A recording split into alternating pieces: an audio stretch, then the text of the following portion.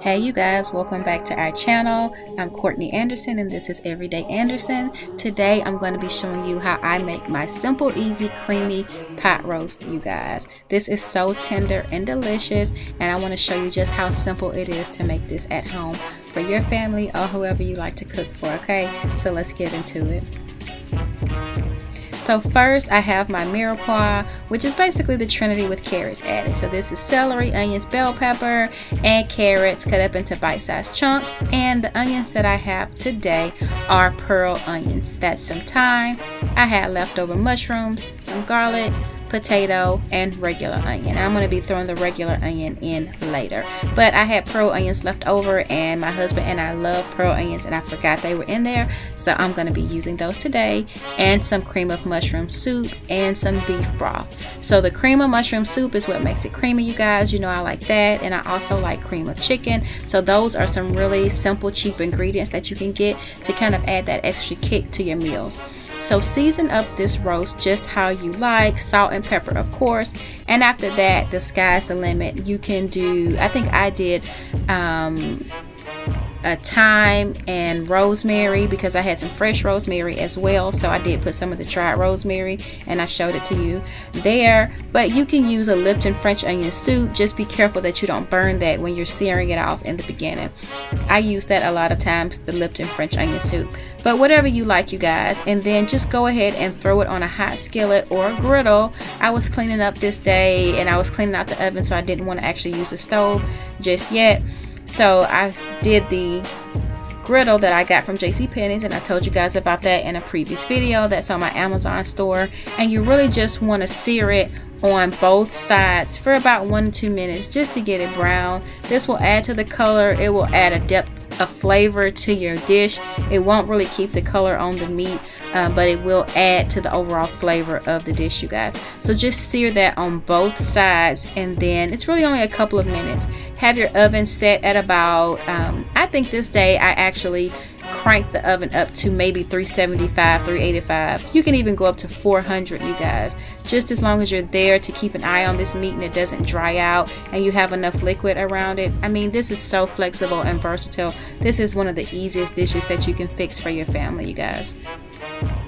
On both sides, go ahead and put it in your baking dish and add you a hefty amount of beef broth. So you want to add enough so that this meat has some juice to kind of cling onto and get tender during the cooking process. So I'm really going to come up almost a little bit more than midway here, and if you run out of broth, you guys, you can use water. The broth is just an added flavor to the dish. Water would work okay. It just may require a little more salt and flavorings, but I chose to do broth this day and just to add in a little bit more water.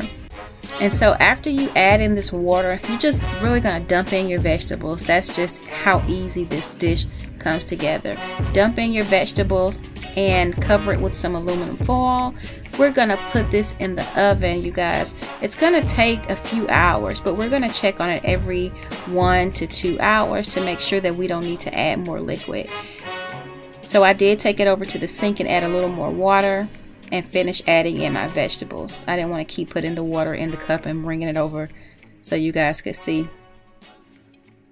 And I am saving the mushrooms and the Fidelis onions, the yellow onions, for later, but I do have the pearl onions going in right now, you guys. And just make it look pretty. Just toss it around there, and yep, so go finish cleaning up or doing whatever you have to do for the day, and you'll smell it cooking and you'll be ready to eat it when it's ready, you guys, because it will smell so good throughout the house and everyone will ask what we're having for dinner. I promise you.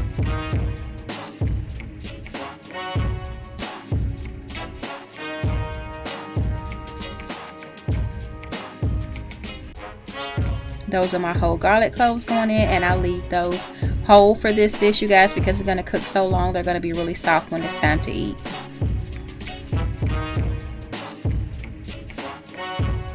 Okay, so this is after a couple of hours. The meat is almost tender but not quite there. If you want to let this cook for a couple more hours, you can go ahead and just leave it whole.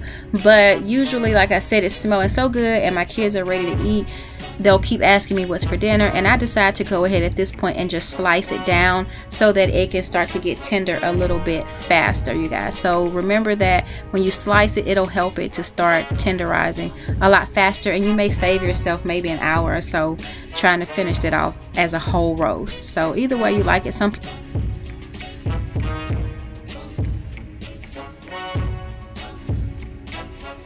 Okay, you guys, so I have my mushrooms and it's time to throw those in. I didn't want to put them in too early because I did want them to still be whole mushrooms. And I've got my potatoes in there, and those potatoes will also help to make a little bit of a creaminess and thickness here, you guys. I'm going to put my pieces back in here, and also at this point I'm not going to cover it. I want some of this water to evaporate and concentrate down into a nice bold flavor gravy at the end with the cream of mushroom soup, okay?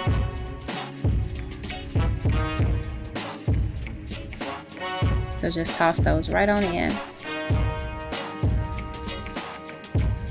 And that's that cream of mushroom soup, and I'll be adding that in a little bit. But I want this to get a little more tender, because when you add those cream of soups into your dishes, you guys, if you leave it too long, it will actually start to become more oily and less of a cream. So I'm going to let this concentrate and reduce down just a little bit more without the top on, and then I'll come back and add that cream of mushroom.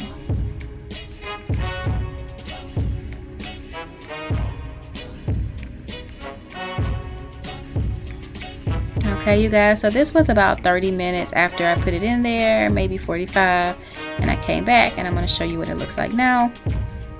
So a lot of that liquid has evaporated out, and like I said, you know that your beef is getting tender when it starts to take up a lot of water. You'll come back and all of a sudden a lot of your moisture will be gone, and so that's how you know that the meat is starting to get tender. And I'm just poking around and making sure that it is as tender as I want it to be before I go in with my last 30 minutes of adding in that cream soup.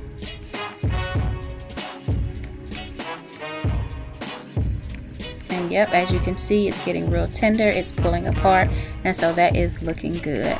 And so to add your cream soup, you guys, you could actually just toss it right on in here and kind of whisk it around with a fork, but I didn't want to do that because I had so much going on in this pan.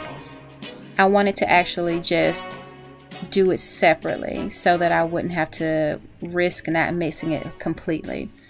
Okay, and so I have poured off some of that liquid, and I'm going to get my cream of mushroom soup, and I'm going to put this in my Ninja blender. You don't have to do this. You can do it with a fork or a whisk and a cup or whatever you want to do, guys, but I just like to use the Ninja blender because it's so quick and easy, and I always have it kind of set up over there to the side if you can see it. And so get all of that out of the can, and make sure you don't leave anything behind, because these cans do leave a lot behind and you want to get all of that.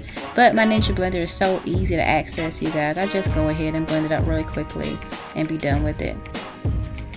And I did put some potatoes in there as well to kind of add to the creaminess and get some of that thickness going on. I do the same thing with my beans. I kind of blend those up a little bit too, so that they can add to the creaminess and thickness. And see how easy that is, you guys. I just bring it right on over and blend it, and that is done. And I'm going to show you how wonderful this looks when you pour this right on top. You guys, look at that. Look how creamy and delicious that is already taking shape. And I dropped my blade, so don't do that, you guys. But anyways, just go ahead and mix it all in, and this looks so delicious. It's reducing down, it's getting thick, and this is exactly what you want. You can put this over some mashed potatoes, you can put this over rice, you can eat it as a stew by itself, you guys. And at this point you can start tasting it, but I'm usually pretty confident that it tastes pretty good. But whatever seasonings you want to add now, you can throw it back in there, and this is almost done, you guys. After this reduced down this time, then we will be finished, and I'm going to show you what this finished product looks like and how creamy and delicious this roast is, you guys.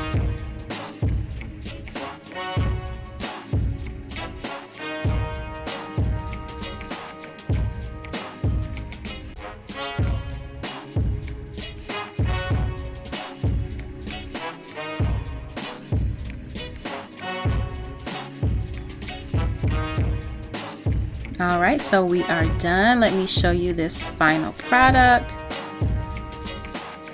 And you guys, we ate all of this. It was so delicious. I could eat a brothy type of stew by itself. I don't really need to have a side. I just eat it just by itself. It was so good, you guys. Look at that. Look at that cream. I'm going to get you in a little bit closer so you can see. Look at that. Those potatoes have cooked down just nicely. Remember, don't make your potatoes or your vegetables too small. You do want to still have some left to bite at the end. But you guys, look at this. So I've got my bowl, and I'm going to bowl some up for you guys. And I'm also going to zoom into the pan and let you see what that looks like.